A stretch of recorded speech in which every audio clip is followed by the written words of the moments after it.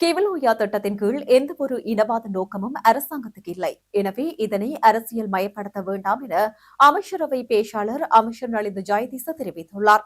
கொழும்பில் நேற்றைய தினம் இடம்பெற்ற அமைச்சரவை தீர்மானங்களை அறிவிக்கும் ஊடகவியலாளர் சந்திப்பின் போதே அவர் இந்த விடயத்தை தெரிவித்துள்ளார். இந்நிலையில் முல்லைத்தீவு மற்றும் வவுனியா ஆகிய மாவட்ட மக்களின் நீர் பிரச்சினைக்கு தீர்வினை வழங்குவதாகவும், குறிப்பாக விவசாய நடவடிக்கைகளுக்கு நீர்ப்பாசனத்தை வழங்குவதற்கான அத்தியாவசிய வேலை திட்டமாகவே இந்த கிவலோயா திட்டம் முன்னெடுக்கப்படுகிறது. ஆனால் இது எமது அரசாங்கத்தால் அறிமுகப்படுத்தப்பட்ட வேலை திட்டம் அல்ல. 2011ஆம் ஆண்டு செப்டம்பர் மாதம் அப்போதைய அமைச்சரவை குறித்த கிவலோயா அபிவிருத்தி வேலை திட்டத்தை நடைமுறைப்படுத்த வேண்டும் என்ற தீர்மானத்திற்கு வந்தது. இதற்காக அக்கால பகுதியில் 4170 மில்லியன் ரூபாய் செலவு மதிப்பிடப்பட்டிருந்தது. இது மகாவலி எல் வலயத்திற்குள்ளேயே காணப்படுகிறது. 4 ஆண்டுகளுக்குள் இந்த திட்டத்தை நிறைவு செய்வதற்கும் திட்டமிடப்பட்டிருந்தது. எவ்வாறாயினும் ஆக்கிரமிக்கப்பட்டதன் பின்னர் அந்த திட்டம் முறையாக முன்னெடுக்கப்படவில்லை. கோவிட்-19 தொற்று மற்றும் அதன் பின்னரான பொருளாதார நெருக்கடிகள் உள்ளிட்ட காரணிகளால் இந்த திட்டம் இடைநடுவில் கைவிடப்பட்டது.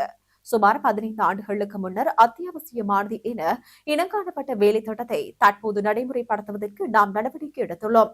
அதற்கமைய தேசிய நிதியத்தினூடாக 2026 தொடக்கம் 2031ஆம் ஆண்டு வரை இந்த திட்டத்தை முன்னெடுத்து அதனை நிறைவு செய்ய எதிர்பார்த்துள்ளோம்.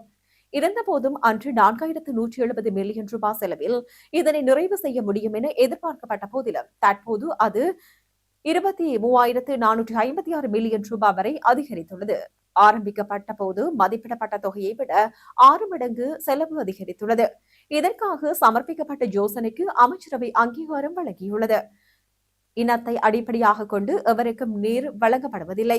எனவே இதனை அரசியல் மயமாக்கி வாக்குகளை அதிகரித்துக் கொள்வதற்காக பயன்படுத்த வேண்டாம் என கேட்டுக் கொள்கின்றோம்.